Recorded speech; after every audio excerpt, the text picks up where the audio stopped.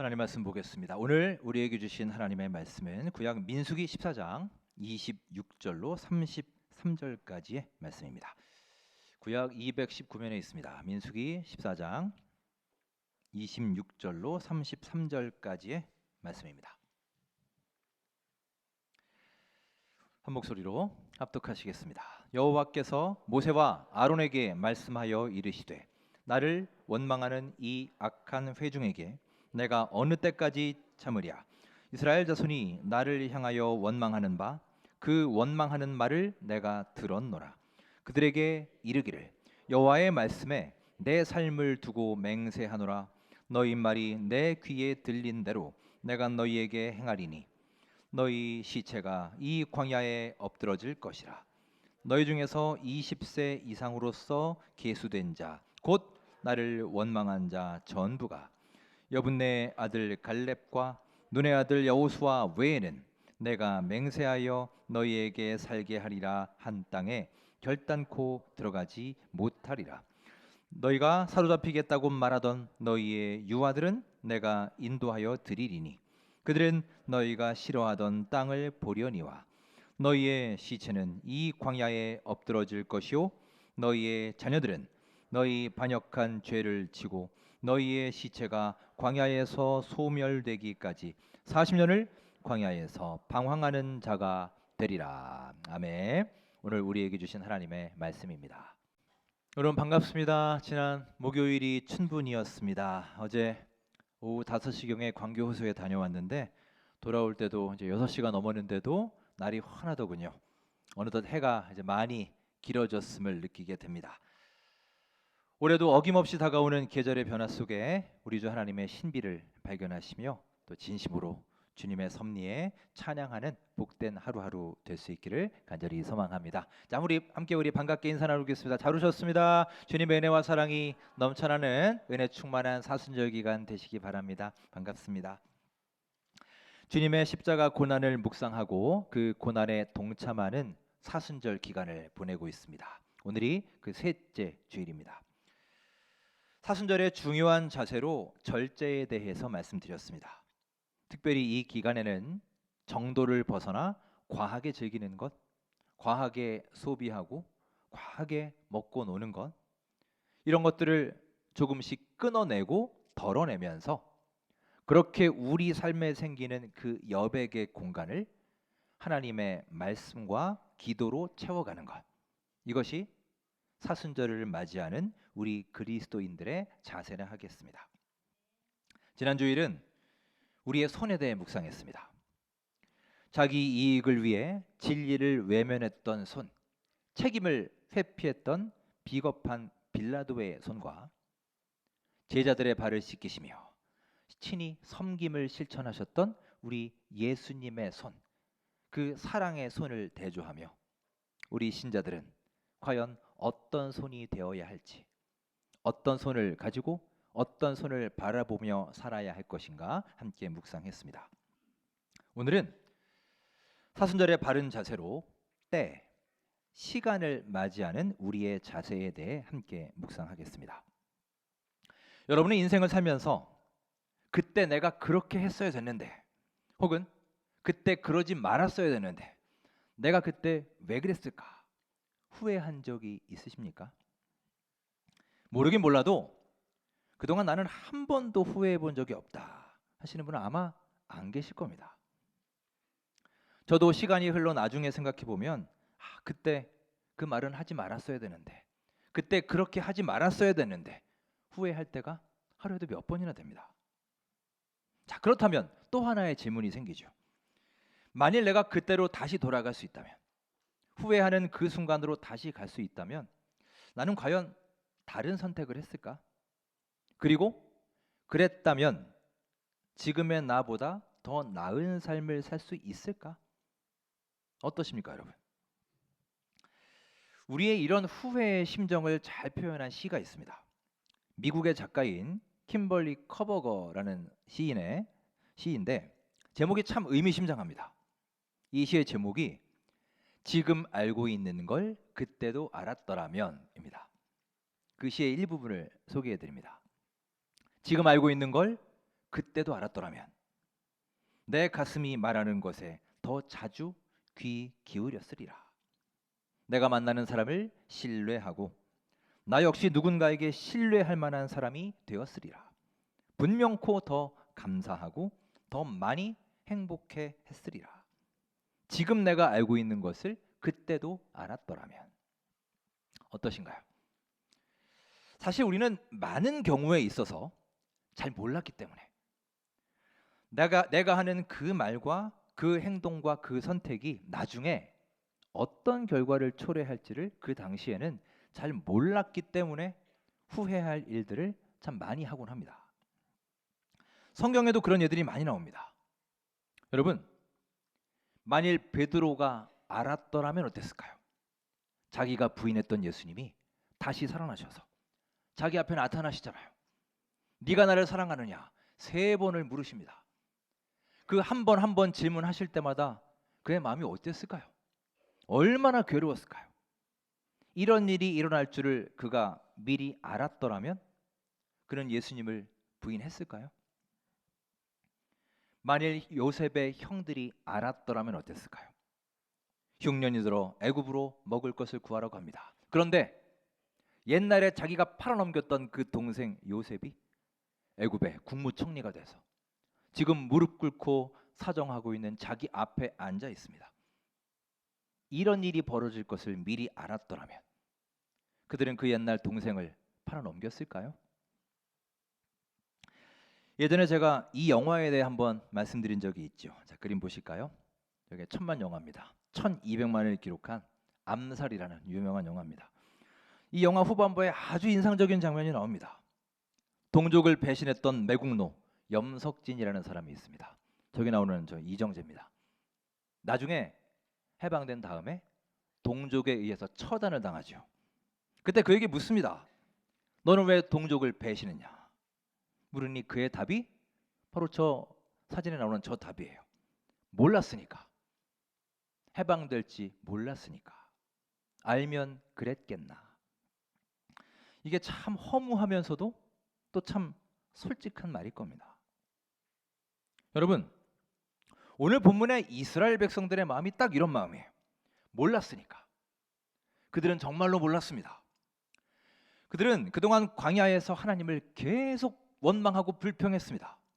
그랬는데 그들의 그런 불평의 결과가 이렇게 끔찍하게 나타날 줄을 아무도 몰랐습니다. 백성들은 이렇게 자신들에게 닥친 일들에 후회했습니다. 때늦은 후회이지요. 예전에 후회와 회개의 차이에 대해 말씀드린 적이 있죠. 여러분, 지금 이스라엘 백성들이 하고 있는 게 진짜 회개일까요? 그렇지 않습니다. 여러분, 회개라는 말을 한자로 풀이하면 뉘우칠 회자에 고칠 개자예요. 두 개를 합친 게 회개입니다. 즉, 죄를 뉘우쳤으면 그 다음에 고쳐야죠. 다시는 그리 하지 말아야죠. 가령 우리 아이들이 뭘 잘못해서 혼났습니다. 그러면 엄마 아빠 잘못했어요. 울면서 막 뉘우칩니다. 사정을 합니다. 그래서 잘못했다 하니 그렇게 용서하고 끝냈는데 그 다음날 똑같이 해요. 하나도 안 바뀌었습니다. 그러면 여러분, 그 아이가 회개한 게 맞나요? 아니죠. 그냥 회만 한 거예요. 잘못했음, 뉘우치기만 한 겁니다. 여러분, 고쳐지지 않는 것은 회개가 아닙니다. 이스라엘 백성들은 이렇게 후회는 했지만 삶의 변화가 하나도 없었습니다. 진짜 회개가 아니었던 것이죠. 자, 이런 배경 속에서 오늘 본문을 살펴봅니다. 자, 27절 우리 함께 읽겠습니다. 나를 원망하는 이 악한 회중에게 내가 어느 때까지 참으랴? 이스라엘 자손이 나를 향하여 원망하는 바 그 원망하는 말을 내가 들었노라. 어느 때까지 참으랴? 하나님이 진노하시며 그들을 보며 말씀하시는 거예요. 어느 때까지 참으랴? 같은 장 앞에 11절을 보시면 어느 때까지 나를 멸시하겠느냐? 또 어느 때까지 나를 믿지 않겠느냐? 계속 어느 때까지 하나님은 때에 대해서 말씀하십니다. 언제 회개할 것이냐? 너희는 언제 돌이킬 것이냐? 여러분, 우리도 사실 하나님께 이 때에 대한 질문을 자주 하지 않으십니까? 기도하면서도 하나님, 도대체 언제까지인가요? 어느 때까지 제 기도에 침묵하시렵니까? 언제 제 기도가 응답되는가요? 저는 이 고통을, 이 아픔을 도대체 언제까지 참아야 되는 것입니까? 하지만 여러분, 우리가 꼭 기억해야 될 게 있습니다. 우리만 하나님께 때를 질문하는 것이 아니라 하나님도 우리에게 똑같은 질문을 하고 계십니다. 때를 물으십니다. 오늘 이 시간에도 하나님이 우리에게 물으십니다. 너희는 어느 때까지 그렇게 나 여호와 하나님과 아무 상관없이 살겠느냐? 어느 때까지 하나님을 잊어버린 채 불평하고 원망하며 너희의 마음대로 너희 뜻대로 살려느냐? 언제까지 회개하지 않고 그렇게 살아갈 것이냐? 언제까지 내가 너희를 참아야 하겠느냐? 지금도 나에게 그 때를 묻고 계십니다. 결국 하나님은 이스라엘 백성들에게 무서운 심판을 내리십니다. 40년 동안 광야에서 수많은 사람들이 죽음을 당합니다. 오늘 본문에 그들의 죽음에 대한 묘사가 되어 있습니다. 33절을 보시면 너희의 시체가 광야에서 소멸되기까지 40년을 광야에서 방황하는 자가 되리라 라고 합니다. 40년간 광야에서 방황하다가 소멸되었다는 거예요. 다 죽었다는 겁니다. 한 명 한 명 그렇게 사라져 간 것입니다. 이렇게 천천히 죽어간 경우도 있지만 또 다른 형태의 죽음도 있습니다. 그 다음은 36절부터의 말씀을 보시면 또 그들이 어떻게 죽었는지 나와 있습니다. 우리 함께 읽겠습니다. 모세의 보냄을 받고 땅을 정탐하고 돌아와서 그 땅을 악평하여 온 회중이 모세를 원망하게 한 사람 곧 그 땅에 대하여 악평한 자들은 여호와 앞에서 재앙으로 죽었고. 자, 어떻게 죽었습니까? 여호와 앞에 재앙으로 재앙받아서 한 번에 즉사해 버립니다. 이런 죽음도 있습니다. 민수기 16장에 보시면 아주 참혹하고 끔찍한 죽음이 나옵니다. 고라 자손이 반역을 하다가 땅이 갈라집니다. 그래서 무려 250명이 한 번에 죽습니다. 몰살을 당합니다. 땅이 그들을 삼켰다라고 하죠. 얼마나 커다란 충격이었을까요? 그런데 다음 날 그들이 또 원망합니다. 아직도 정신을 못 차린 겁니다. 그랬더니 이번에는 하나님이 연병, 전염병을 보내시지요. 그래서 더 많은 사람이 죽습니다.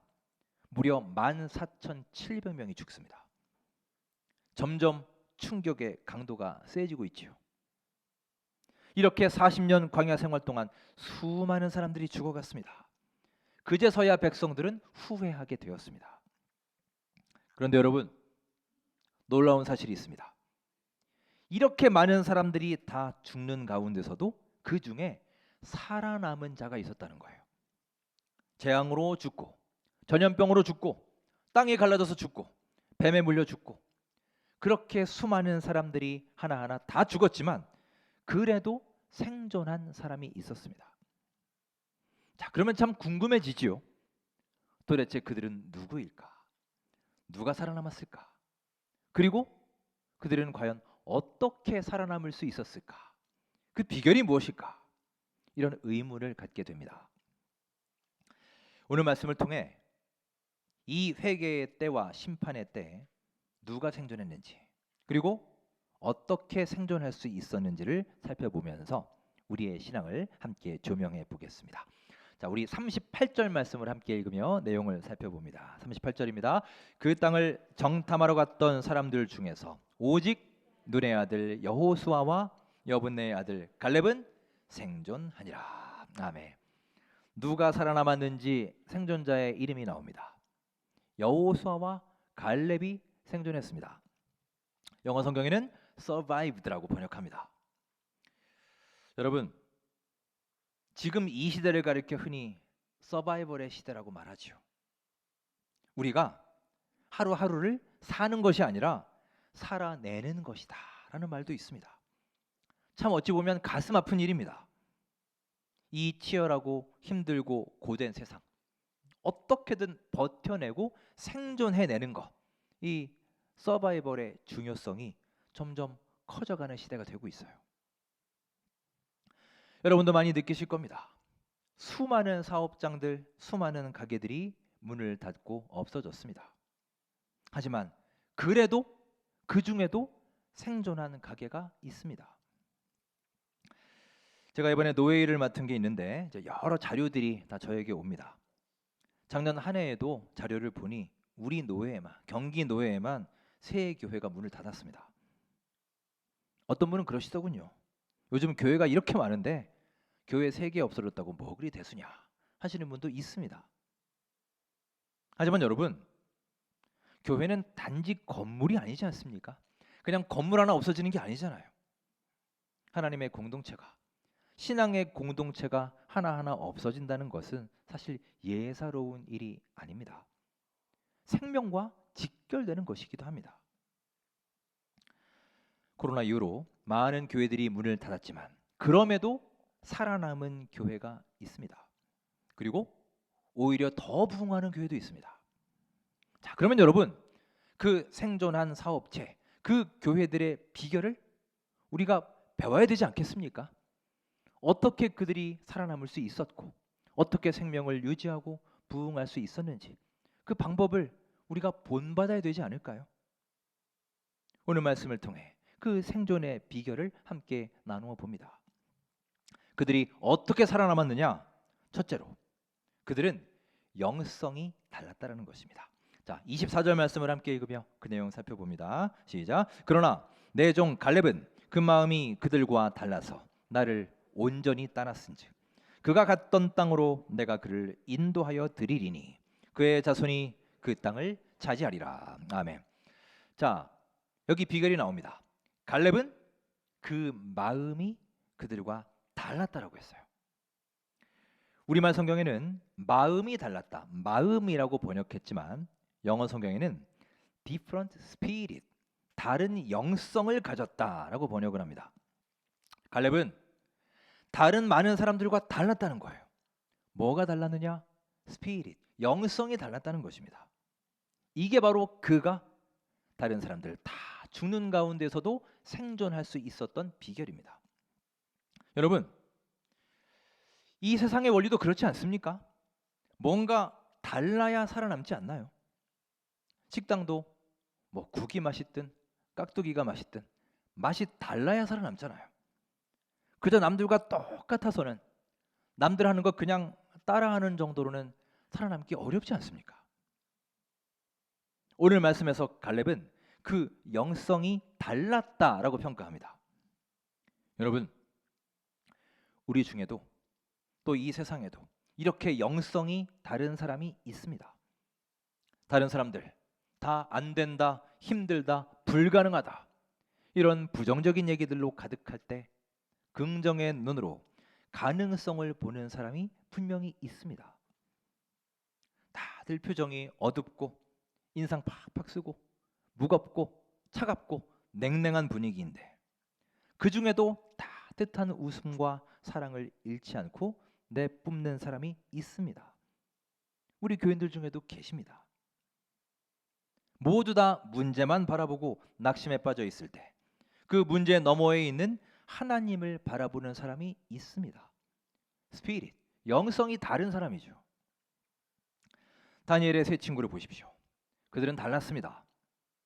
포로로 잡혀간 사람들 다 하나님 믿는 사람들이었어요. 그런데 모두 다 우상의 제물을 먹었습니다. 하지만 그들은, 다니엘의 세 친구는 나는 먹을 수 없다, 절대로 타협할 수 없다. 그들은 다르게 말하고 다르게 행동합니다. 다른 사람들 모두 우상에게 절했지만 나는 절할 수 없다라고 합니다. 기도하지 말라 명령을 내렸음에도 다른 사람들은 다 거기에 굴복하는데 절대 그럴 수 없다, 나는 기도해야만 한다라는 거예요. 그들은 이렇게 다른 영성, 구별된 스피릿을 가졌습니다.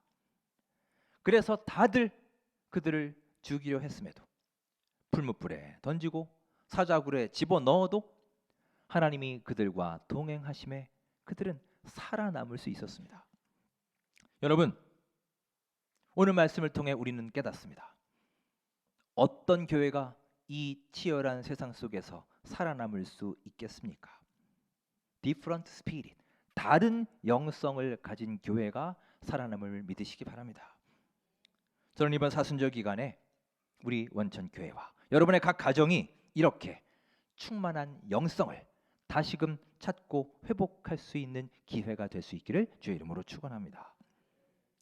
예배의 생명력이 다시 살아나고 꺼져가던 기도의 불길이 다시 회복되고 타오르고 예수님의 사랑이 가득하며 세상과 타협하지 않는 분별된 영성을 가진 우리 교회와 여러분의 각 가정 되셔서 이 치열한 세상에서 항상 생명력을 유지하며 그리스도의 선한 향기를 발할 수 있는 아름다운 주의 공동체가 될 수 있기를 간절히 소망합니다.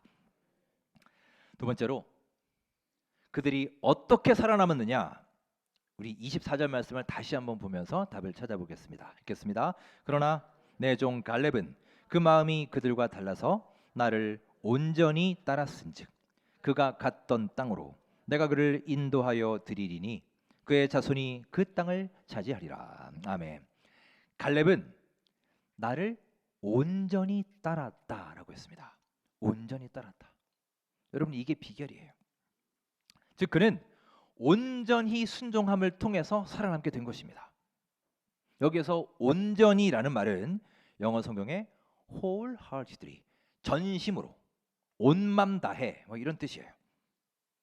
여러분, 이렇게 온 마음을 다하여 우리 삶의 모든 부분에서 순종하는 교회가 살아남을 수 있음을 믿으시기 바랍니다. 전심으로 하나님을 예배하는 신앙이니 그런 신자가 그 생명력을 회복할 수 있는 것입니다. 그런데 우리는 보통 어떻게 순종합니까? 순종도 우리는 전심으로 전반적으로 하는 것이 아니라 내가 골라서 순종하지 않습니까? 내가 하고 싶은 일, 내가 잘하는 일, 내가 편한 일만 순종하고 그렇지 않은 일은 그냥 외면하며 살지 않나요? 여러분, 이 사순절 기간에 우리는 그동안 내가 온전히 순종하지 못한 부분이 무엇인지를 잘 점검해 보아야 할 것입니다. 예전에 생물 시간에 배운 내용 중에 최소량의 법칙이란 것이 있습니다. 이게 뭐냐면 식물이 잘 자라기 위해서는 여러 영양소들 또 여러 환경이 필요하죠. 물도 필요하고 햇빛도 필요하고 온도도 필요합니다. 또 여러 영양소들이 필요합니다. 질소, 철, 칼륨 이런 여러 영양소가 필요한데, 그런데 그 식물이 얼만큼 자랄 것이냐, 그 성장을 좌우하는 것은 이렇게 넘치는 요소들, 풍부한 요소들에 달려 있는 게 아니라 그 중에 가장 부족한 요소에 달려 있다는 거예요. 자, 그림 보실까요? 저 통을 보시면 글자가 보이시는지 모르겠는데 여러 영양소들이 써 있습니다. 저 나무 토막 하나하나가 영양소예요. 더 긴 것도 있고 좀 짧은 것도 있죠. 그런데 특별히 저 중에 아주 짧은 게 하나 있죠. 글자가 보이시나요? 저기 칼륨이라고 써 있는 게 지금 없죠? 거의 없죠. 그러니까 어떻게 됩니까? 저기로 다 새버리는 거예요. 아무리 다른 영양소들이 풍부해도 저렇게 모자란 영양소가 있으면 거기까지밖에 성장하지 못한다는 법칙입니다. 여러분, 이 법칙은 식물에만 해당되는 게 아니에요. 회사에도, 기업에도 적용이 되고요. 교회나 우리의 신앙에도 적용됩니다. 여러분, 저 통이 우리의 신앙이라고 생각해 보십시오. 신앙의 그릇입니다. 저 안에 있는 것이 하나님이 주신 은혜라고 생각해 보십시오. 여러분, 우리가 아무리 순종을 잘하는 영역이 있어도 우리는 완벽할 수가 없지 않습니까? 내가 순종하지 못하는 부분이 있기 마련입니다. 나의 어떤 연약한 부분, 취약한 부분, 그럼에도 내가 그냥 외면하고 사는 부분이 있을 겁니다. 하지만 바로 그 부분으로, 그 틈으로 하나님이 주신 저 은혜들이 다 저렇게 새어나갈지도 모르는 일입니다. 지금도 아마 그런 분이 계실지 몰라요. 나는 열심히 예배하고 열심히 봉사하고 기도도 하는데 나는 도무지 은혜가 없습니다. 내 마음속에 기쁨이 없습니다. 몇 년이 지나도 믿음이 성장하질 않아요. 힘만 듭니다. 왜 그럴까요? 여러분, 사람마다 온전히 순종하지 못하는 부분, 연약한 부분들이 다 있습니다. 제가 전에 교회에 있을 때 어떤 집사님은 구제 활동 그리고 선교 활동에 굉장히 열정적인 분이 계셨어요. 매주 나가서 그분은 음식 봉사하고 어려운 이웃들 돕습니다. 그리고 정말 헌신적인 분이에요. 그런데 이 집사님은 참 이상하게 예배를 안 드려요. 주일도 교회에서 구제활동 가는 날만 교회에 옵니다. 그래서 같이 구제활동 가고요. 그 외에 주는 일절 예배 생활을 하지 않습니다. 그리고 교회 다니는 사람들을 무시하죠. 자기들끼리만 모여서 예배하고 정작 어려운 이웃들에게는 무관심한 사람들이다. 이렇게 정죄하곤 합니다. 그분의 그 헌신적인 봉사, 구제 활동은 높이 인정합니다. 하지만 여러분, 그 집사님의 신앙도 사실은 건강한 신앙의 모습이 아닌 것이지요. 또 어떤 사람은 예배도 잘 드리고 말씀 생활도 잘 하는데 다른 사람과 함께 하는 것을 잘 못하는 사람이 있어요. 혼자서는 잘하는데 다른 사람과 같이 의견을 조율하고 경청을 하고 협력하는 것, 나와 맞지 않는 사람들과 같이 맞춰가며 일하는 것에 취약한 사람이 있습니다. 그래서 계속 갈등이 일어나고 분쟁이 일어납니다. 그러니 은혜가 안 되겠죠. 또 어떤 사람은 봉사도 열심히 하고 말씀도 열심히 읽는데 기도는 못하는 사람이 있습니다. 또 반대로 기도는 열심히 하는데 말씀 생활을 안 하는 사람이 있어요. 다 저마다 온전하지 못한 순종의 모습들이 다 있습니다. 여러분, 우리 안에도 이런 부분이 있을 거예요. 저도 있습니다. 여러분, 특별히 이번 사순절 기간에는 내 자신의 그런 연약한 부분, 그것을 깨닫는 시간 되시고 주님 앞에 나아가 나의 그 약점을 인정하시기 바랍니다. 여러분, 그것부터 시작이에요. 내 부족함을 인정하는 것부터 시작입니다. 그리고 인정만 하는 게 아니라 우리의 온전한 순종을 위해 더 뜨겁게 기도하고 올 한 해 그것을 개발하기 위해 더 노력하는 소중한 기회로 삼을 수 있기를 간절히 바랍니다. 그것이 우리의 영혼이 살아남는 길이며 이렇게 은혜가 새어나오지 않도록 우리가 내 신앙을 간직할 수 있는 비결인 것입니다. 사랑하는 여러분, 예수님의 고난의 십자가를 묵상하는 사순절을 보내고 있습니다. 하나님이 이 시간 우리에게 물으십니다. 너는 어느 때까지 돌이켜 회개하지 않을 것이냐? 내가 어느 때까지 참아야 되고 기다려야 하느냐? 수많은 백성들이 결국 광야에서 죽어갔습니다. 하지만 그럼에도 살아남은 사람들이 있었습니다. 누가 살아남았습니까? 스피릿, 영성이 다른 사람이 살아남았습니다. 또한 온전히 순종한 사람이 살아남았습니다. 여러분, 오늘의 이 말씀이 나에게 주시는 하나님의 음성이 될 수 있기를 간절히 소망합니다. 이 자리에 함께하신 우리 모두 주님 안에서 생명을 얻으시고 우리 원천교회와 여러분의 각 가정이 영성이 충만한 공동체, 하나님께 온전한 순종을 올려드려 은혜 충만, 성령 충만, 기쁨 충만함을 체험할 수 있는 생명의 공동체가 될 수 있기를 주님의 이름으로 축원합니다.